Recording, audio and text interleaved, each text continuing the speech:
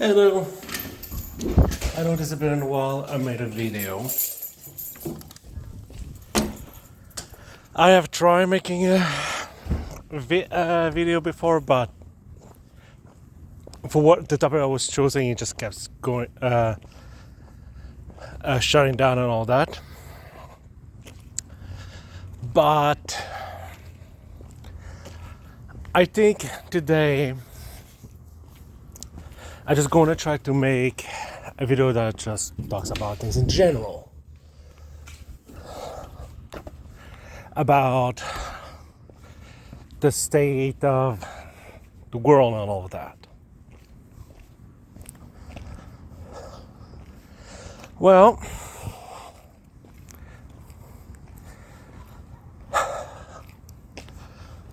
a lot of it, what I'm noticing lately, is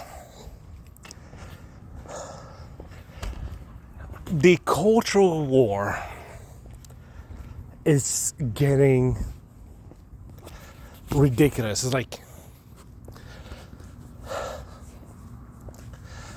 the people are not able to come to an understanding. They will much rather attack people's belief or ideology than actually debate economics. Like,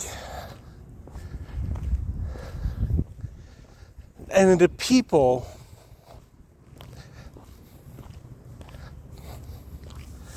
who believes that the system is working can't fathom why trickle-down economics it does not work. Now, a lot of right-wingers will say, "Oh, trickle-down economics is just a leftist does not understand what supply side economics is." I'm like, okay. Let's define what supply side economics and what trickle down economics is. Supply side economics is basically saying that we should deregulate the business and let the business let the business able to have more money so they can invest in the economy, all of that. And if you do that, then they will be able to hire more workers, all of that. But the thing is about trickle down economics is a critique of that argument, saying that you want to give all the power to the rich and powerful in the hopes they're going to invest on the people. But that's not how the economy works. Rich don't reinvest the economy. Like, I was debating an economist today about how real wealth has not been stagnant. Like, people are making more money now than ever before. It's like they're saying, like, oh, you see, people are making more money than they're owning more stuff than people live in 1930, based on my own calculation, ignoring how real wage has been stagnant for 40 years. Now, what is real wage? Is the purchasing power that you're able to do when you for $1. So basically, we are, and that amount of power, purchasing power,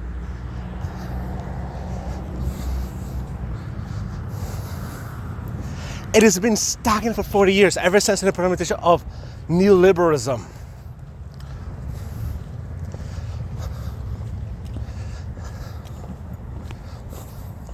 Where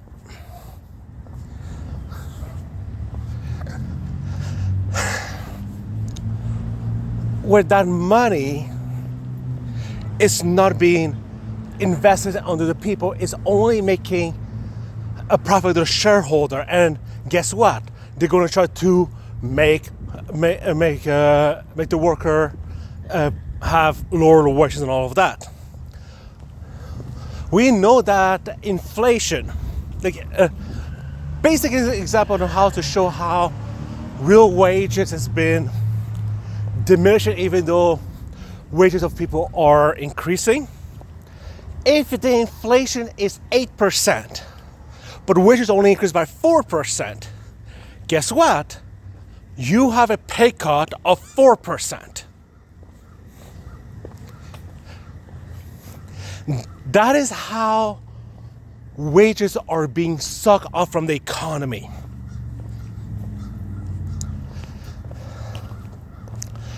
And they will talk about but actually giving taxes on the rich and all that is better for everyone. But at the same time, the one part of the conversation about tax cuts they never addressed, they're also going to increase the taxes on the poor people. Every single time. It's like right now, under the trickle-down economics of Trump, where they give a permanent 1% tax cut on the rich, and then temporary tax on the regular people. But by the time of 2025, the regular people will be taxed more than they were in 2019. But those stupid conservatives always ignore that part. And I'm sorry, but I'm done. When I'm so frustrated talking with conservatives or listening to conservatives or any amount of their fucking nonsense. Every single time that I listen to conservatives is they don't deal with reality. Their models are always being destroyed. The arguments never holds up to scrutiny. It always falls apart. But no matter what you say to those dumb people, and I'm swear, but I'm literally thinking that they're just dumb at this point, or economically illiterate or something, I am so fed up with them. They refuse to be educated. They refuse to listen to refuse to why the arguments are plain wrong. And then they implement the same policy that has been failed for the past 40 years and expect a different fucking outcome. Cool, you want to cut social welfare, or then people could be, I cannot make a live. I cannot buy stuff anymore. Our life is too hard and all that. I'm not able to afford to live. Oh, really? Really? You can't afford to live anymore. I wonder why that is.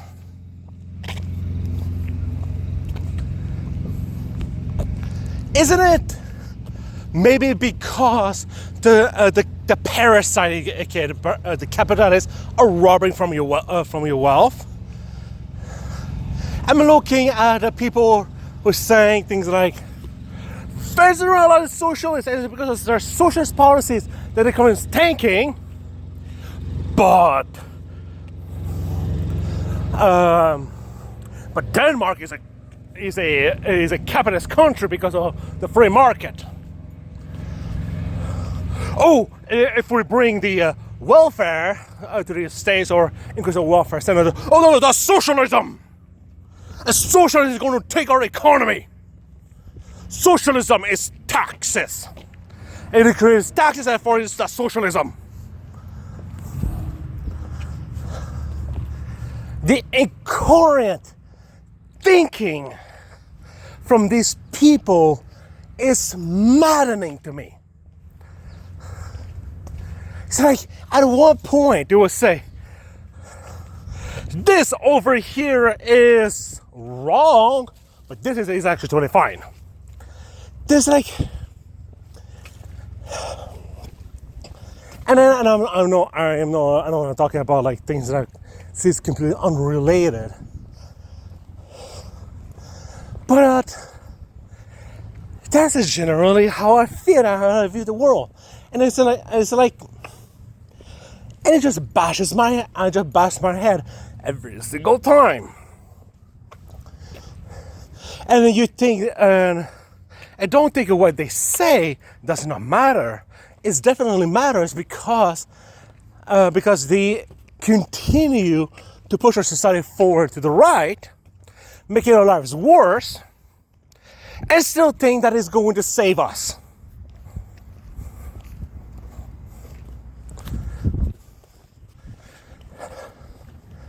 Come on.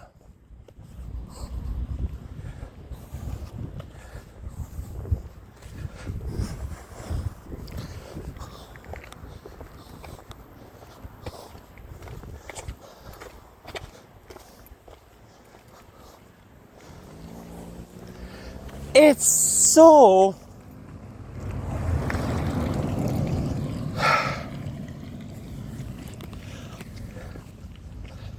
I just find that kind of rhetoric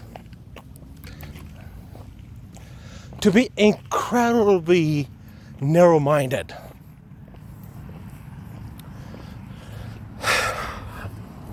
It's like, if just think about this for a second. Like, if you understand economics or real wage or all the things like that, if your parents on a single income is able to have a house, a car, and all that, then now today's we're not able to do that. That in the States, for example, on a minimum wage, you're not able to pay rent anywhere in the States. The fact that minimum wage jobs are not able to provide, even here in Canada, minimum wage just is not able to cover the cost of goods and services. You have to work up to a job that gives you money to pay to have an income. Come on.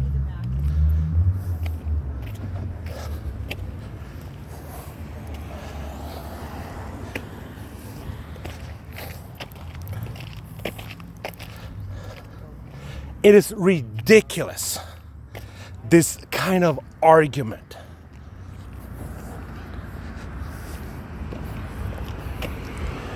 That we're living under.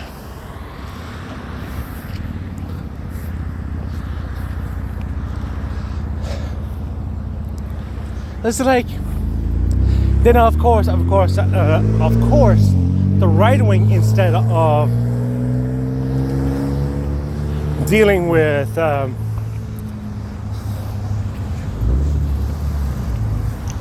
economic issues,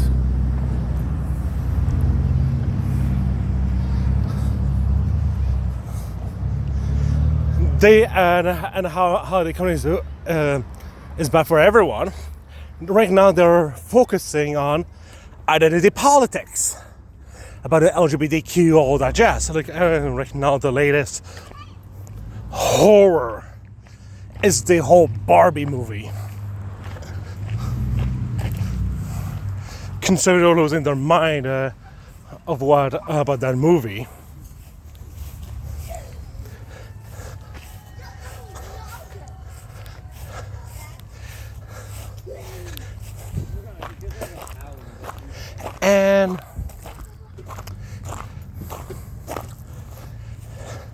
And it would say that it's a feminist propaganda, and how it's just just hating on men and patriarchy and all of that. And there are some people who say that feminism is no longer needed. I just want to point something out here. if the work of feminism is truly over, then why is it that we have people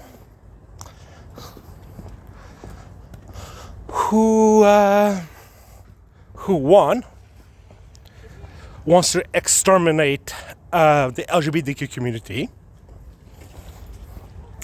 They literally, you have pastors in the US who are advocating for the death penalty to these people. And these people are getting into power and trying to put anti-LGBTQ laws and all of those things, denying healthcare to these people.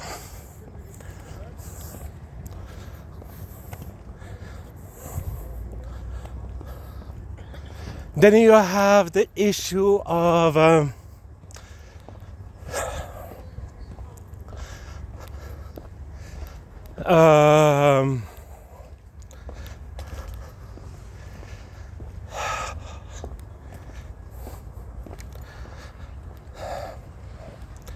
because you have like people like Jordan Peterson, who says that basically advocating for the women should be out of the workforce and be baby makers.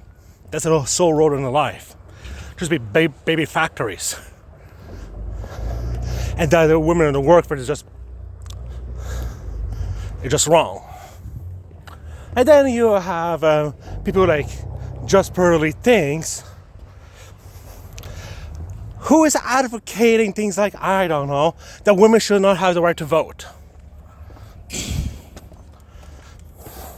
You have places like in Italy who are putting laws where children of LGBTQ parents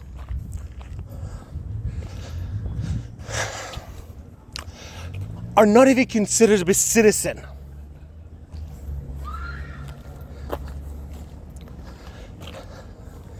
And you have people like, oh, the radicals of the left and the radical of the right are just the same.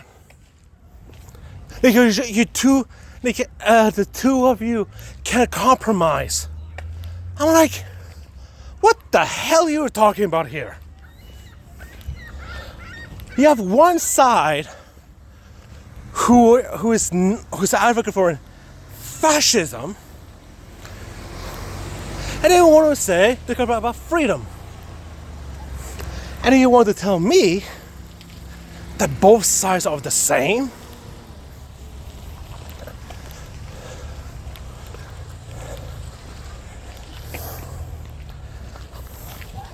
And I thought about these issues. I said, why does it matter? Here in Canada, we have Justin Trudeau and Pierre Poilievre, the two main politicians here in the federal government.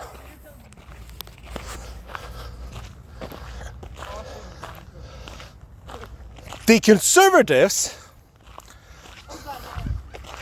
are claiming that Trudeau is a communist and he's just following China, and that is permanent China economic policies and totalitarian and all that jazz. And I've seen some terms of China da. I'm like, implying that we're becoming like the Chinese political economy system. I just look at these people and I'm like, are you insane? How in God's name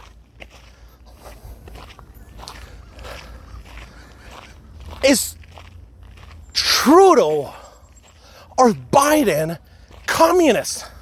they're a socialist radical. Like, these people are fucking clueless of what socialism and communism is. Like, the basic definition of communism is a classless, stateless, moneyless society.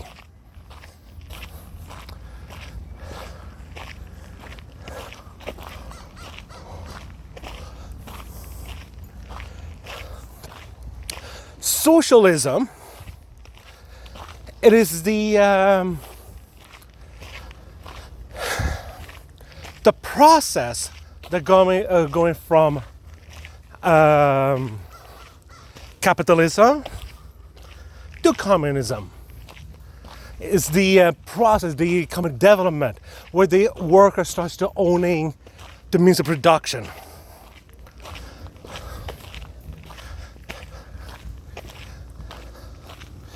But of course, if I try to make that kind of argument, these people will not understand the difference. And one of my favorite one that I see is Hitler was a socialist. Nazi Germany is socialism because of a centralized economy. I'm like, huh? They were literally capitalists. The term privatization was coined by Hitler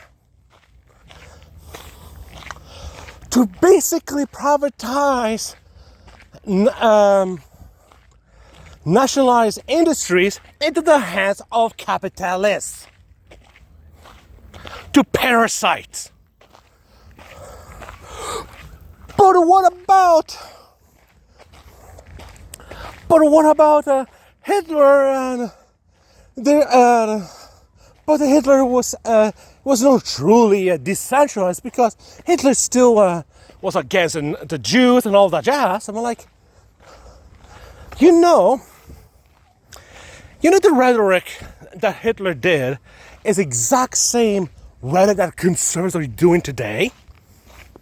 The exact same one. And the idea that the conservatives really oppose centralized economy, I'm like, that is nonsense. Because every single time you guys don't like a policy, you're going to use the power of the state to actually abolish it, like or boycott or anything like that. Like Ron DeSantis banning books from libraries, banning sex ed from schools. He's attacking Disney and all of that. I was like, and of course, Ron DeSantis is not attacking Disney for their inhuman treatment of their workers. No, he's attacking because of wokeism.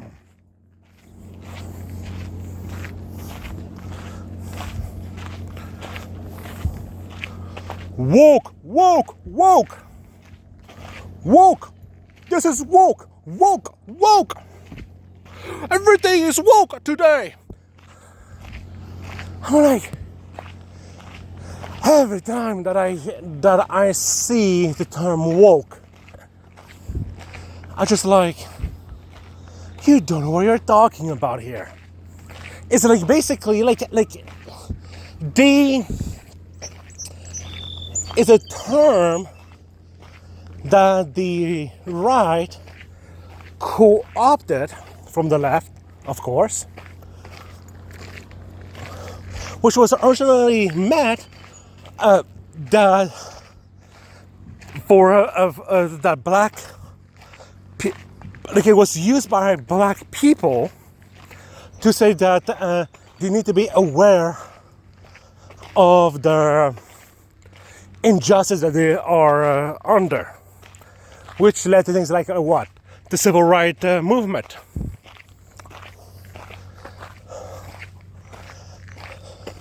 And of course, conservatives hate the civil rights laws because business can't discriminate against the black person.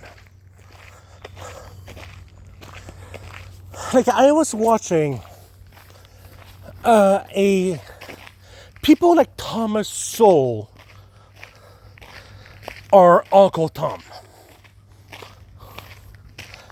They are sellouts.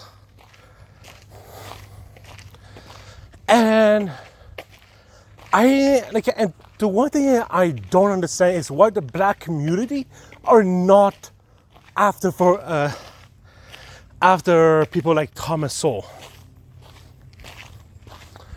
Because they're literally selling out his fellow man to the white man, ignoring the systemic issues and just blame on the individual.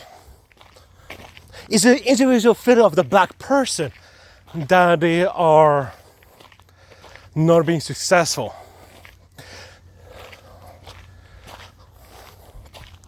It's a culture or their victimhood personality. And it was the welfare state that is causing them to not be successful right now. Because of course, if you actually provide mental needs to the people, that is bad.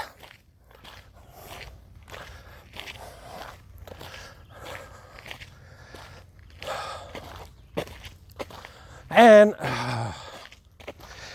why is it important? Because why is it important to deal with this kind of argument? I am seeing a lot of young, impressionable black men and women who are being fooled by that kind of rhetoric. By his rhetoric. One of the most common one that I see is the argument of slavery.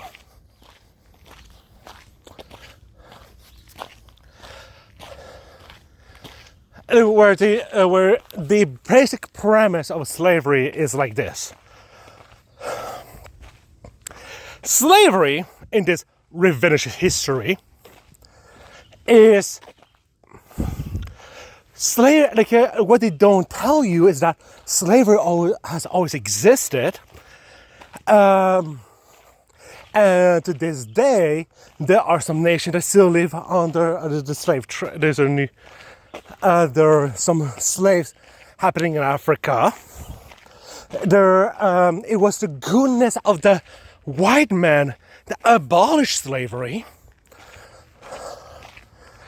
And then, of course, it was black men selling their fellow black men to the white men.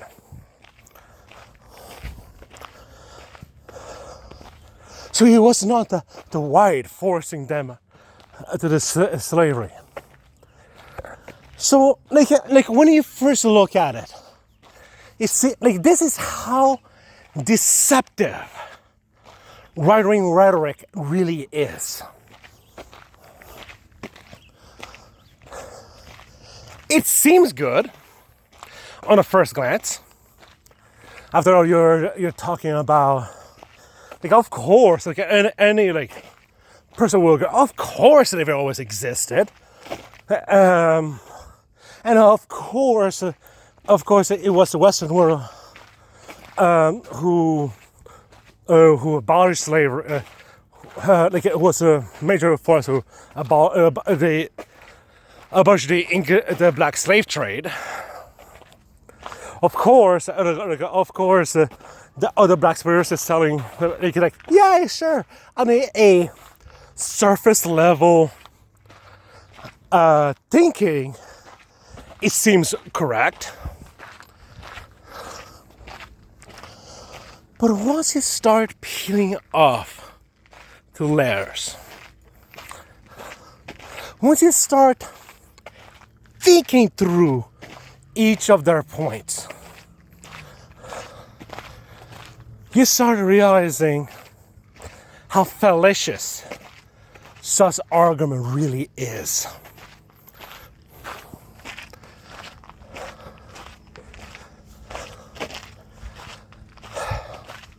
Let's start with the basic premise that we're not told that other race owned slavery, that the America invaded slavery. That's a straw man. That's not the argument. It sounds, like I said, it sounds good when you first hear about it, but that's not none of the argument of the left has ever made. Like, if you actually look what leftists has argued about the black slave trade, it isn't that the West has invented slavery, but rather the black slave trade is the worst form. Here's the kick. That's the thing is,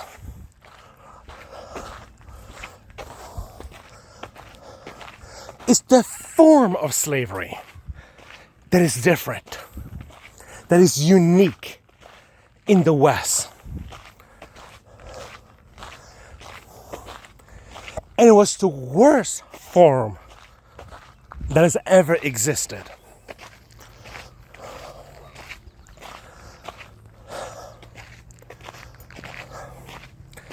It is the only, and when you start pointing this out, I have yet have a single conservatives able to disprove it.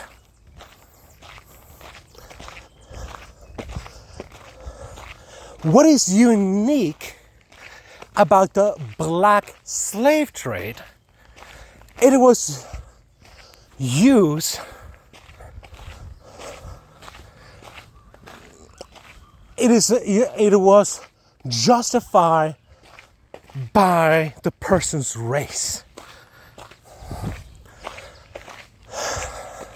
They justify the enslavement of the black people based on the color of the skin. Sure, you had Christian slave.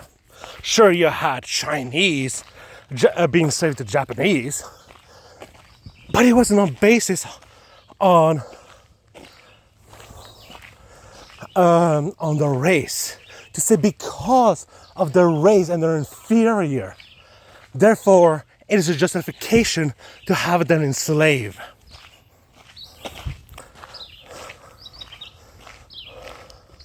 They will use the curse of Ham as a justification of why the black man should be enslaved.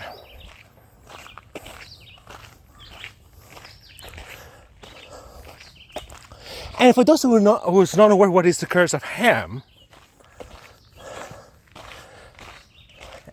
in the Bible, and of course you have the Bible thrown into it, of course.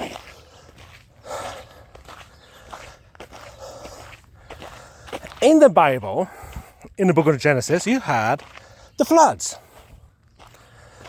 And you had,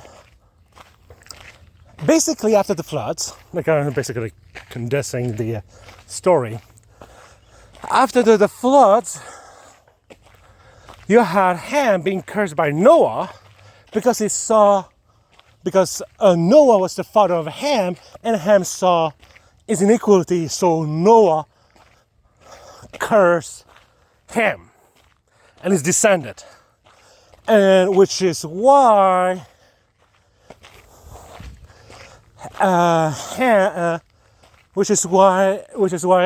is a divine, and the black race is a descendant of Ham. And I also heard about the curse of Cain. Same idea, but it's with Cain instead, where the descendant of Cain are cursed. And it's based on their color of skin. It is a big problem, and it's kind of that kind of justification. Also, I'm a member of the church. I'm a Mormon. And that kind of rhetoric was used in the LDS church. And it's one of the prime reasons of why the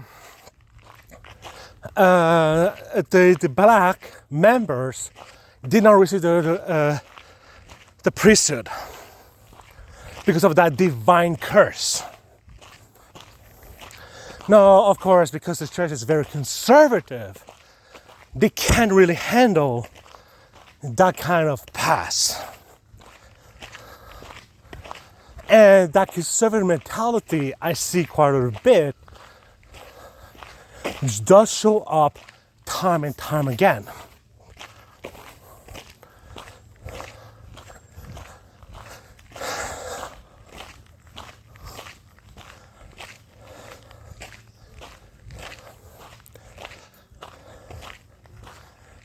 And when I see that kind of rhetoric, it's like rhetoric, I realize I'll report whatever happened. That people don't really understand the past. It's like you're trying to whitewash history.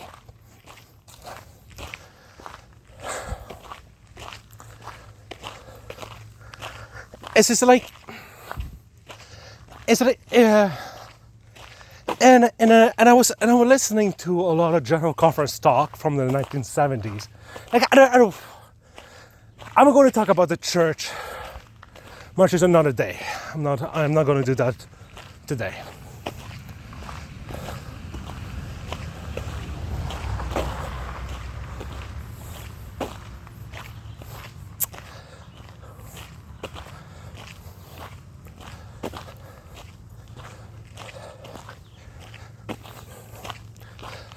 But I'm going by what I was saying about the slave trade.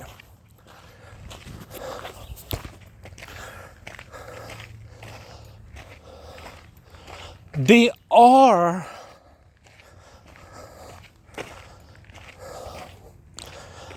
revising because they're ignoring that history about how the church has influenced political decision of why the blacks were enslaved. And you literally have pastors in that time period writing saying that because they're definitely cursed, a black person was born to be enslaved because they were born to go to hell.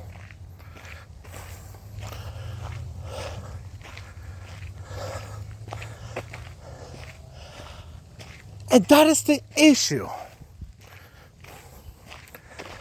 with the black slave trade. And I have studied different form of slavery. It was never about that kind of thing. Let's pick the Bible again. Like I want to pick 3 examples about slavery.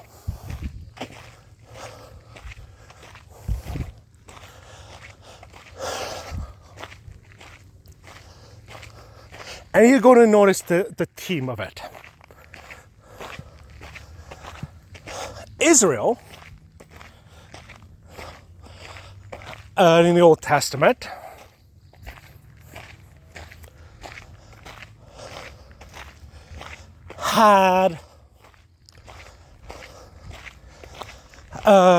You had sex slave, chattel slavery, and debt slavery. I know Christian apologetic would try to conflate all those three forms of slavery into debt slavery, which is not so. Debt slavery is only for the Israelite, not the there's only for the Israelite. In other words, they're a citizen of that empire. But chattel slavery and sex slavery is for everyone else, non-Israelite people.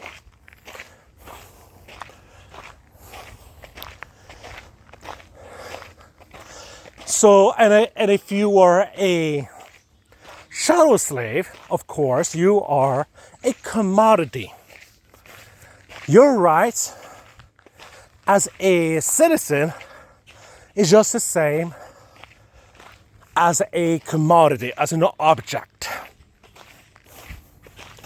You can be bought and traded for.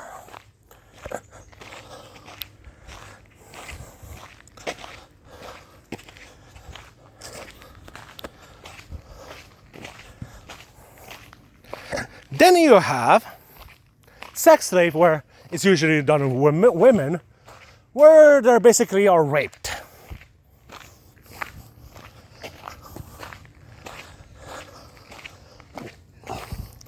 How lovely the existence of women in the biblical time. And they don't really, and their whole purpose is to have more children. Baby factories. And the issue of women itself in the Bible is a whole different topic, but I'm just gonna.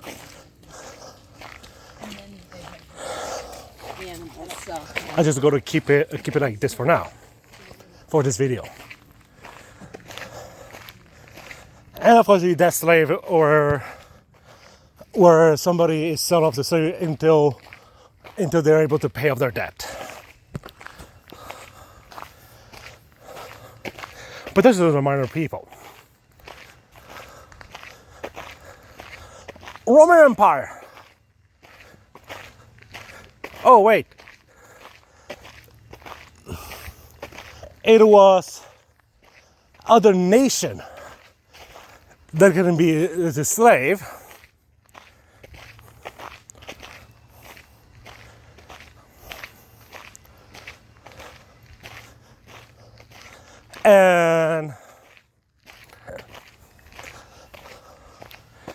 And people can work to pay off their debt if they're a Roman citizen. But there's always some way to buy your freedom.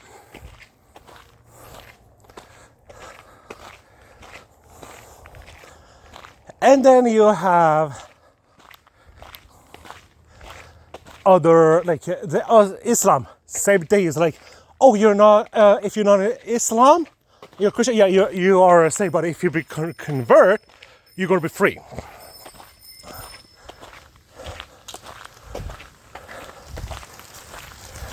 Another example is this African tribe, this African culture, where they would slave other tribes people,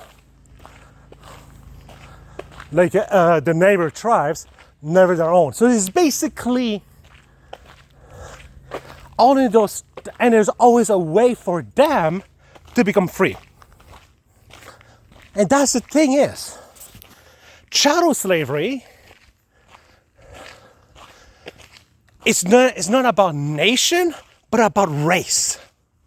It is about their, not about nationality, like what their beliefs are. No. It's purely based on their skin color. And that's why it's called racism. And racism was used to justify a lot of colonialism. And the white man was considered to be civilized. But if you're a non-white man, you're savages.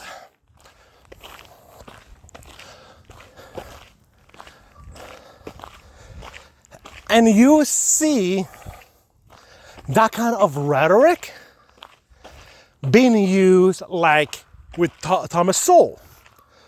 One quote that I saw from him was basically, babies are like little savages that you have to tame and make them civilized. And I just saw as a huge racist statement, which it still is, because it is a sense of national, it's literally white supremacy, it's racist rhetoric. That because we're white, we are civilized, and the non-white men are not civilized, and it's duty of the white man to civilize the non-white.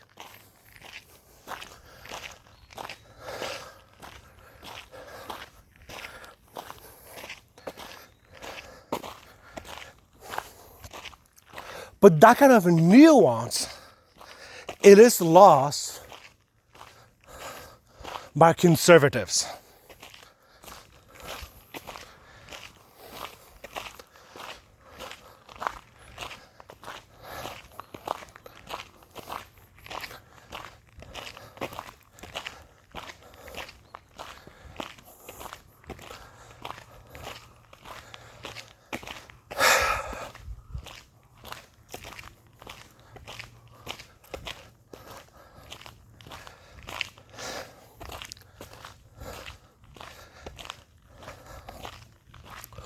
Now I'm going to move on to the next point. In that video, it was the white man who freed the slave. First off, it wasn't the first time in the West that slavery was abolished. There was multiple other nations that abolished slavery. Even in ancient Greece, not Greece, but I think it was the Persian Empire who abolished slavery. Like in the Bible, like Sephiron the Great or something like that. He abolished slavery. So the idea that it was the West who first abolished it, it's not exactly true. But yes, slavery does tend to come back over time.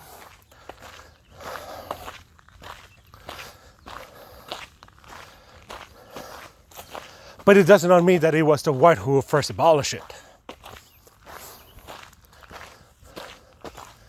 Now, of course,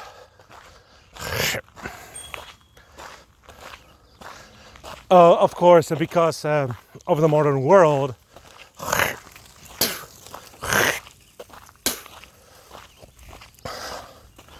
the West is far more powerful than any other period, and they were able to kind of keep slavery out.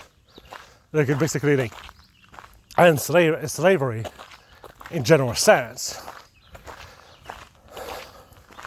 for now. And they were also the cause to bring back slavery in Somalia, for example, when the West decided to coup Gaddafi because of his meek socialist policies, and decided to divest it in their country. So capitalism was able to bring back slavery. Great achievement, capitalists. Oh wait, we're not going to count that as a failure of capitalism. I forgot. cognitive dissonance at the finest.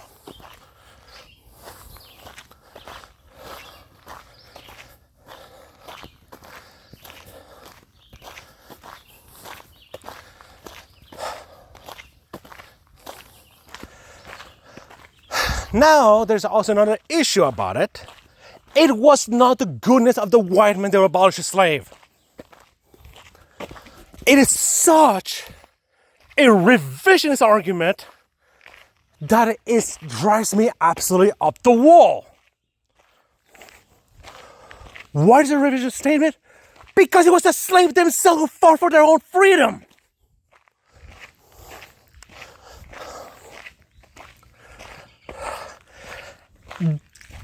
They literally escaped, organized, and fought back against the slaver.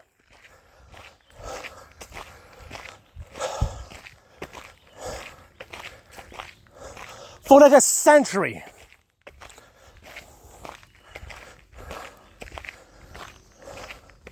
So it was not because of the goodness of the white men that they were able to free the slave.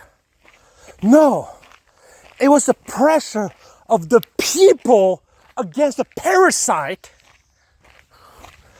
that abolished slavery. And that kind of rhetoric of ignoring the people movement is a really step to kind of uphold the great person theory. That is because of certain people, out of their goodness, of their intelligence, that certain movement has happened. But ignoring the material condition, how such people came to be, why they did it, and all of those things.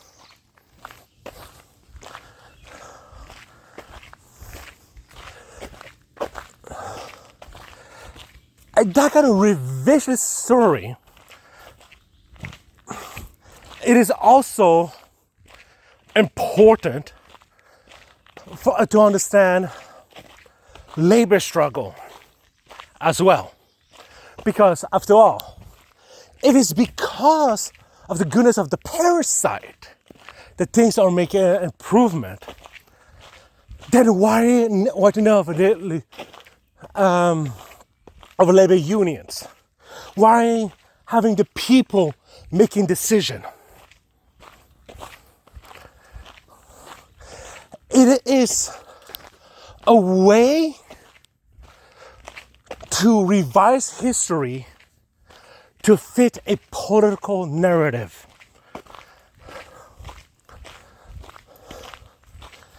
And it is extremely dangerous.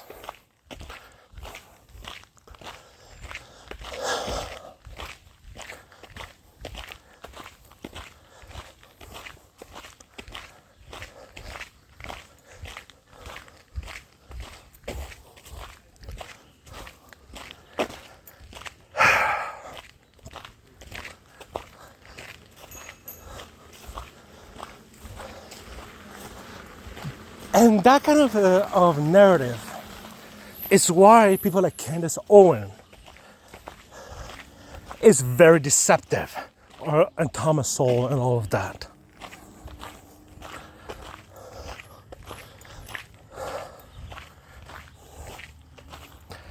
And this is how the smart conservatives are able to fool their contingent, the population, because they make a rhetoric that sounds good, that sounds it is something that they will do.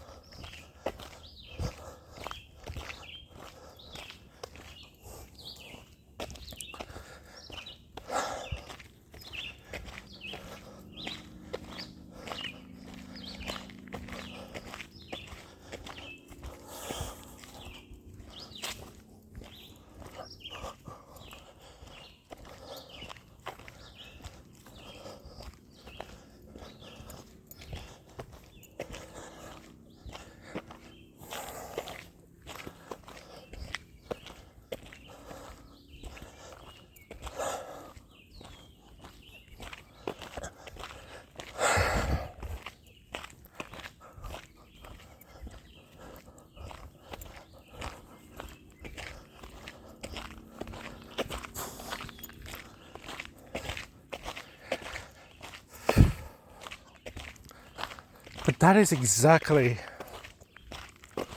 what is deceptive. I'm sorry.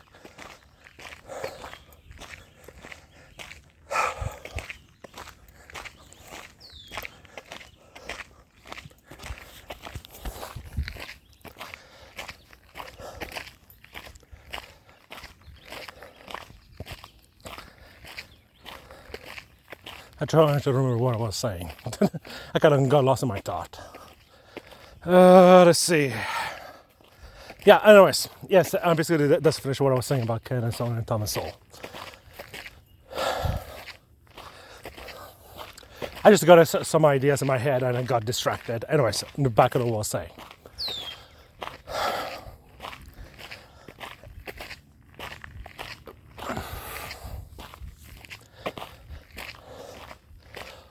And the whole identity politics stuff is like it really highlights. Like a few weeks ago, there's a debate between Emma Vigilant and Tim Pool, and the entire debate really demonstrates why the right really doesn't address any issue. They're all about identity politics. They don't care about actual need of the people. Like if you actually look what it's really saying, one side argues that we need to take care of the needs of the people. The other side says, no, we don't. But and instead we're going to focus on things like LGBTQ stuff instead of dealing with people's arguments. And even right now, the whole thing about Ukraine, conservatives pretend that they actually care about Ukrainians. And there's some rare exceptions that actually do. Yet the vast majority of them really doesn't. How do we know this? How they really, they're talking about the anti-war. Are they really? Are they really? Because in that interview, like in that debate, Emma really had the hypocrisy. I was like, really? Like, what is your stance on Israel? Oh, there's a more complicated question. Because the context of it was, they said we should start funding Ukraine, but Israel. That's a more harder question to answer. Really? Huh. Interesting. I was looking at I was talking to the other conservatives. Oh yeah, we need to defund Ukraine. But China, we need to keep funding it. Huh. Interesting.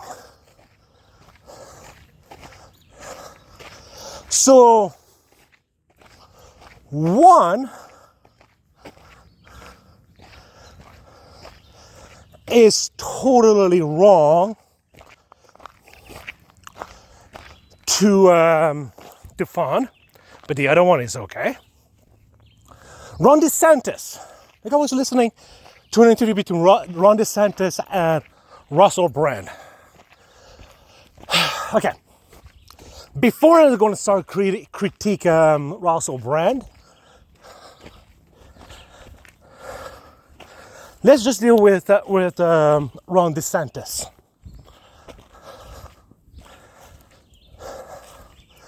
Ron DeSantis, in that interview, was like, "Oh yeah, I'm an anti-establishment. just like Trump and RFK. We are anti-establishment because we are against big tech, big pharma, and against the war in Ukraine, that kind of things, like against regulations, all of that. It's like as a president, are you going to decentralize the economy and just let the sales level to do things? And I'm going to abolish things like the FDA, the CDC, the EPA, that kind of thing. Huh? So basically you want to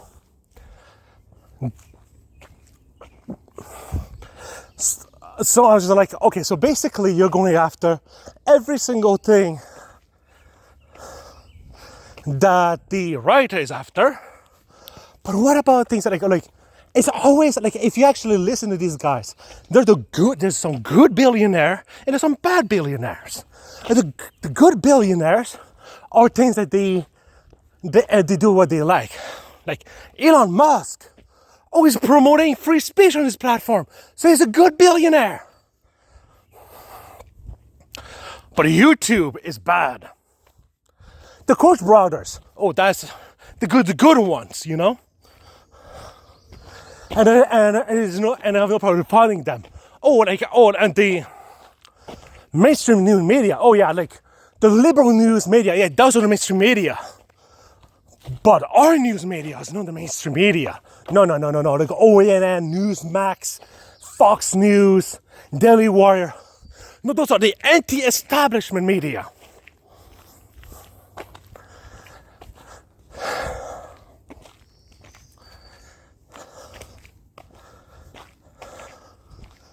And this kind of rhetoric absolutely drives me nuts.